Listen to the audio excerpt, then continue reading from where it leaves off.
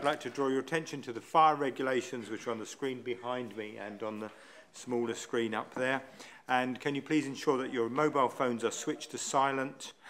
And councillors, please make sure that your cards are pushed into the slot at the back of the unit and that you speak directly into the microphone. So we move on to the main items of business. Minutes of the last meeting. They have been on the table for the last 30 minutes. Do I have your agreement that I can sign them as a true record? Agreed. Thank you. Apologies for absence. Fiona. Thank you, Chairman. I've had apologies for absence from Councillors David Hunter, Dennis Lee, Peter Martin and Liz Wheatley. And although Simon Thornton is marked down as being a member of the committee on the agenda papers, you will, of course, know that he has since resigned. Thank you. Thank you. Any declarations of interest received prior to the meeting? None, Chairman. Okay. Committee members, do you have any declarations that you wish to declare to us now? Jolly good. Any questions from the public, Fiona? None, Chairman. Thank you. Any relevant updates to government guidance or legislation since the last meeting, Peter? Thank you, Chairman. I don't have any updates this evening. Thank you. That makes a change. Before we move on to the main items of business, I would just like to tell you that this is going to be Peter Cleveland's last central meeting, and I'm sure we're all very sad to see him go. And I would like to thank you, Peter, on behalf of the committee for your knowledge, your professionalism and your friendly manner in which you've helped us all through, and you've always been there to respond to emails or telephone calls to any queries we might have, and we will miss you and we wish you every success in your further career. Thank you. So, thank you.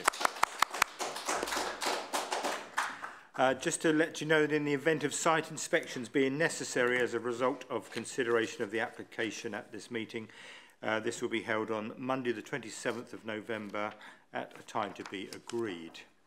So we move on to the main item of business. We have one application to consider this evening, and it's item B1, reference WA 2017-1417, and the proposal is the erection of 2 dwellings following the demolition of existing dwelling as amplified by email received 11/10/2017 at Craigalachy, I hope I pronounced that right, Hookley Lane, Elstead.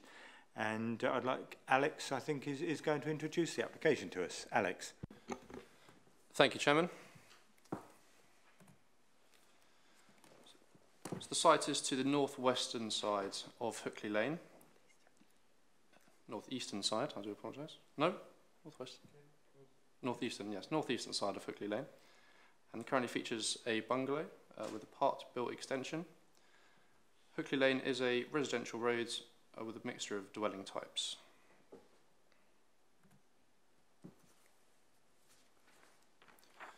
So this is the proposed block plan, showing the division of the site and the neighbouring plots.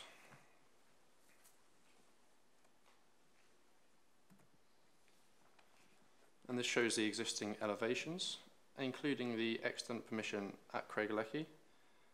Also shown is the existing street scene, and the arrows are highlighting the extant and the previously granted permissions for development at neighbouring properties.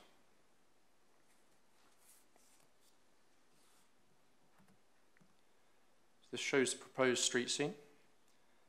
As in the last slide, the arrows highlight the extant and previously granted permissions for development at neighbouring properties.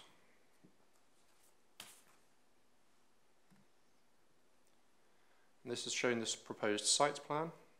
So the details are shown on here of the parking provision. So there's 3 spaces for 3 parking spaces for plot 2. That's on the right-hand side. 2 spaces for plot 1, plus the garage space as well. That's shown on the next slide.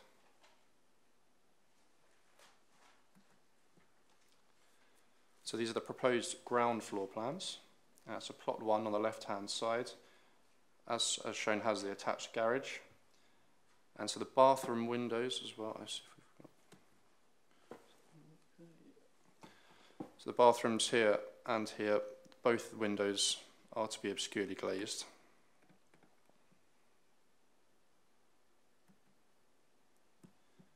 So Shown here are the proposed first floor plans.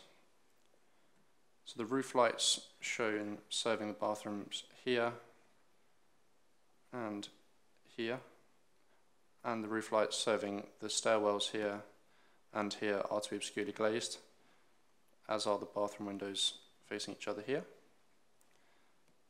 And the final roof lights serving the 2 bedrooms here and here are high level roof lights.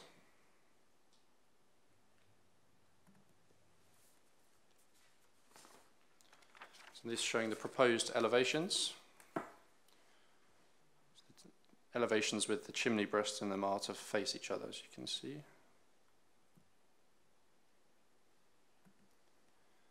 So I have some site photographs, these showing the front elevations.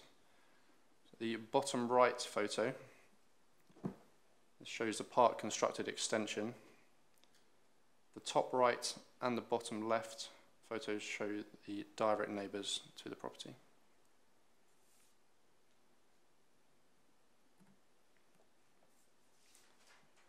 So these photographs show the rear elevation and the garden space. The top left photo also shows the rear elevation of the currently part-built extension. The top right photo shows some neighbouring development.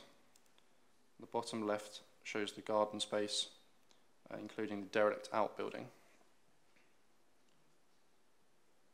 The bottom right photo shows the other side of the rear elevation.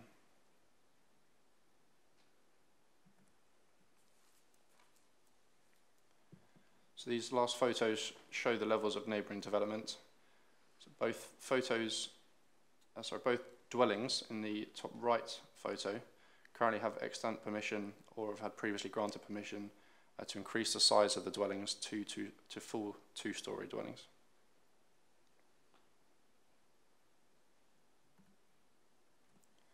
The matters of principal and technical opinion are the principle of development, the planning history, highways and parking issues, and effect on the special protection areas.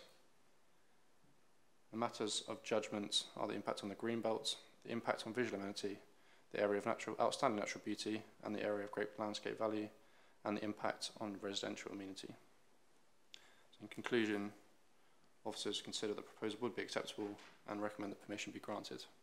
Thank you, Chairman. Thank you, Alex. Members, as Ward Councillor, I've called this application in for consideration by this committee at the request of Elstead Parish Council. As a planning authority, we've encouraged towns and parishes and villages to provide design statements and in more recent times to prepare neighbourhood plans. The Elstead Village Design Statement was adopted as a material planning consideration in 1995, and the parish feel that this application does not meet the requirements of that design statement. Paragraph 6.1 of the design statement relating to the built form states that new development should, 1, retain the existing pattern of density, and 2, be in harmony with the height and massing of neighbouring buildings. And a quick look at the plots in Hookley Lane shows that the majority are in the region of 800 to 1,000 square metres, around 1/5 of an acre to 1/4 of an acre in old money. Craiglecky itself is approximately 800 square metres, or 1/5 of an acre. The left-hand plot of the proposal scales at around 340 square metres, or approximately 1/12 of an acre. So it is questionable whether this proposal will retain the existing pattern of density.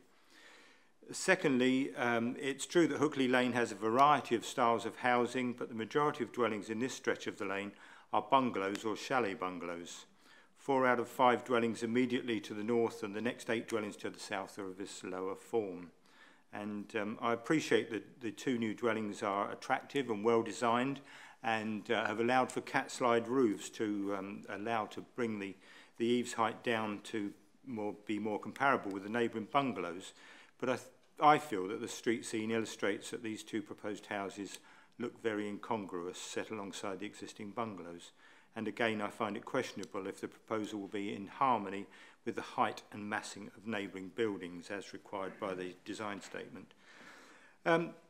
The existing building is not a large sprawling bungalow on a large plot, but a modest bungalow similar to many built in the 40s and 50s on an average size plot. And so to subdivide the plot into two much smaller plots is, I feel, trying to squeeze a quart into a pint pot and may set a dangerous precedent.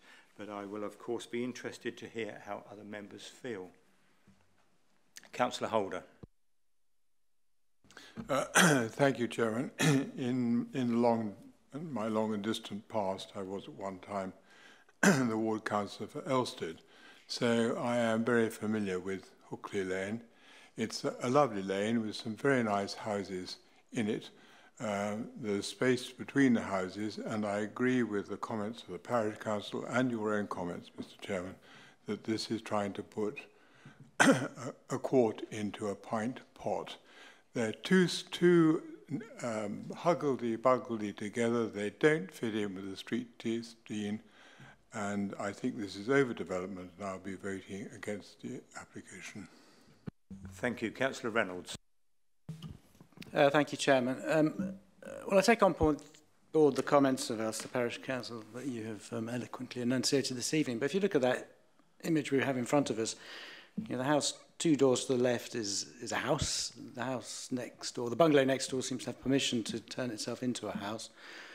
So, you know, the roof heights or the ridge heights are going to be very similar to its immediate 2 neighbours. I appreciate it's slightly different to the house on its right and probably a little bit further down, but I mean, it's a mixture of housing on that lane, and I'm afraid we're going to get lots of applications coming forward over the next few years which will seek to do exactly the same sort of thing. Some will be passed and some won't, but I don't think that's a reason that I could say no.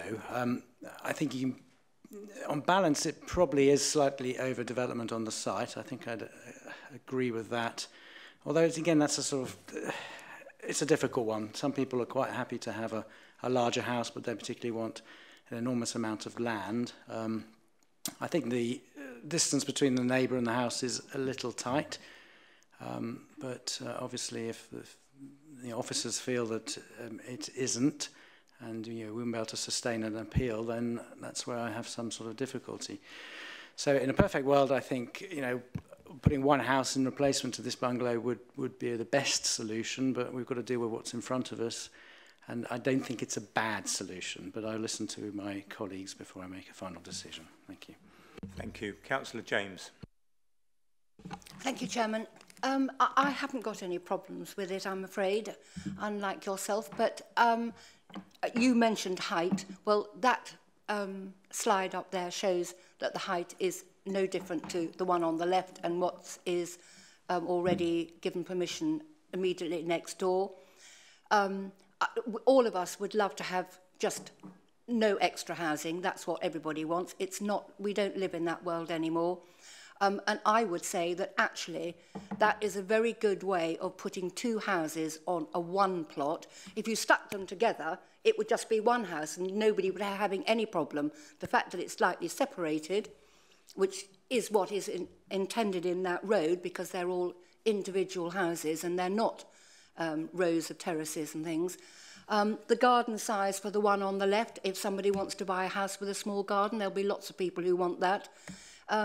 I've got no problem with that. If it was flats and the upstairs flat didn't even have a garden, we wouldn't be complaining that they had no outdoor space, because we'd be very grateful that we were putting in extra houses, and every one of these houses knocks off one that has to go somewhere, which is completely inappropriate. So, Chairman, I will be supporting the officer's recommendation. Thank you. Thank you. Anybody else? Councillor Upton. Yes, I think I'm in favour, because we're now considering density, and I think this problem is going to evolve more and more often, splitting smaller plots into 2 to allow greater access to building houses. They are both of good design.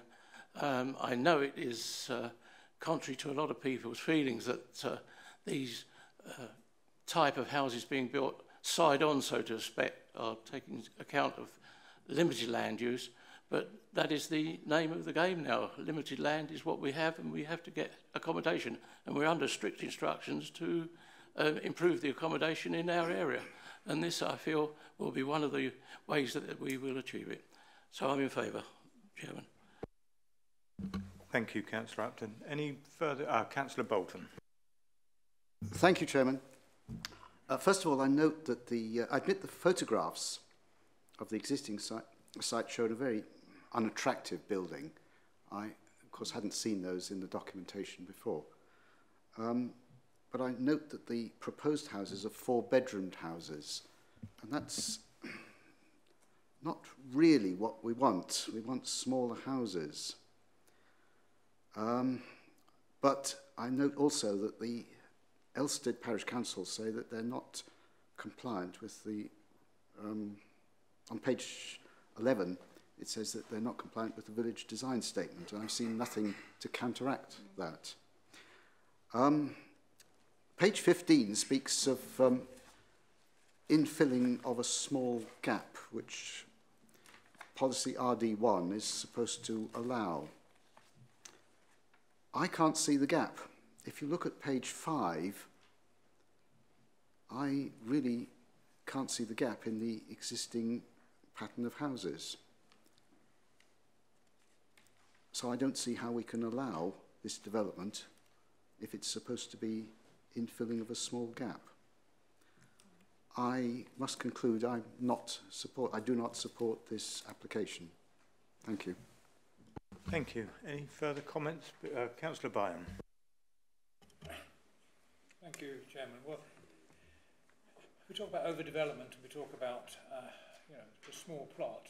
And you said that it was 0.8 of a, I think the total plot was 0.8 of an acre. 800 square metres. Yeah. About a fifth of an acre. A fifth of an acre. So it's a reasonable size, I would have thought, to be divided up. Admittedly, the left hand of the two properties is going to have a slightly smaller garden. People seem to be wanting smaller gardens and don't want to be maintaining other large areas. However many, how many bedrooms there are in these properties. My main concern about any of these developments is that there is separation between the buildings. And looking at the drawings, I'd like the officers can confirm. I mean, there's obviously separation between the two new dwellings. Can we confirm that the separation between the new dwellings and the existing houses alongside them are of sufficient and within the guidelines that we have, which I think is a minimum of 1 metre gap? I have concerns about that sort of thing in other areas in the borough, and I would wish to apply the same concerns here. My only comment is, I mean, I don't mind the design, except they look like a pair of bookends, but that's obviously to make the living accommodation on the edges, on the outsides, not conflict too dramatically with any of the adjacent dwellings, which is a good consideration in terms of fitting in. So I think that the developer, proposer, has put forward what should be a reasonable addition to the village. The only other concern I have, but I think looking on this drawing now, we can now see that there is space for vehicles, parked vehicles, to be able to reverse and turn around so that they are able to come out in a forward direction. So many times we have quite a dangerous situation where cars have no alternative but to back out onto a road, and that makes for a conflict with other traffic around. So overall, I think it's a fine line, but I think overall I'm supportive of this application. Thank you. Alex, I think the more detailed block plan does show the metre separation, but would you like to confirm that, please? Thank you, Chairman. Yes, I'll show you the more detailed block plan on here as well. That's probably the one you're referring to. Yes, there is a minimum distance of 1 metre to the boundary on either end, and then the neighbour to the right-hand side, Evergreen, there's a minimum of 0.8 metres on their side, and then on the other side, on the left-hand side, Guadalest is on the boundary at the back there, but it's 6.5 metres gap here. But yes, there is always a minimum of 1 metre either side of the proposed dwellings. Thank you. Thank you, Alex. And Councillor Bolton. Thank you, Chairman, for allowing me to come back. A question to the officers. is there any guidelines about, I think it's amenity space, in other words, the garden at the back of number 1, because I think all the ground to the front of number 1 is taken up by car parking. Is there any guidance for a 4-bedroom house for what sort of amenity space it should have? Thank you. Officers, would you like to respond? Thank you, Chairman. There's no set figure in terms of the amount of amenity space that's to be expected, but policy H10 does require development to have a usable amenity space around the property for certainly for family housing, for there to be room for children's play, which clearly the back gardens here would serve that purpose. There's no requirement for them to have a front amenity space really. The only sort of assessment we would make in that respect is a visual assessment in terms of impact on street scene. Does that answer your... Yeah. Thanks, Chairman.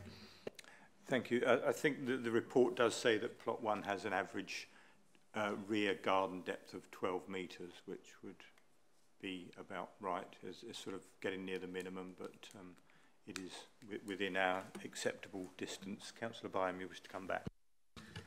Yes, thank you, and thank you for putting on the slide that we have on the screen at the moment. And clearly the comments about jamming a quart into a pint bot are largely created by the fact that both the left-hand and the right-hand property are much closer than appear to be. Well, one is touching the boundary, the left-hand one is touching the boundary, and therefore there isn't a separation distance for the whole of the building. And on the one on the right appears as if it's got less than a metre, certainly a shallower gap than the proposed new one. So they've created the problem, in a sense, of being built right up to or near to up to their boundary. And therefore expect anybody who comes between them to keep away. And that's not a reasonable concept as far as I'm concerned. Thank you. Any further comments before we move to the recommendation? Okay, well, members, the recommendation is that subject to conditions 1 to 11 and informatives 1 to 8 on pages 22 to 26 of the agenda report, permission be granted. Can I have all those in favour, please?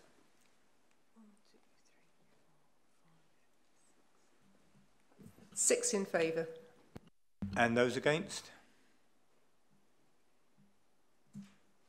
I'm abstention. That's 2 against. And abstention. Thank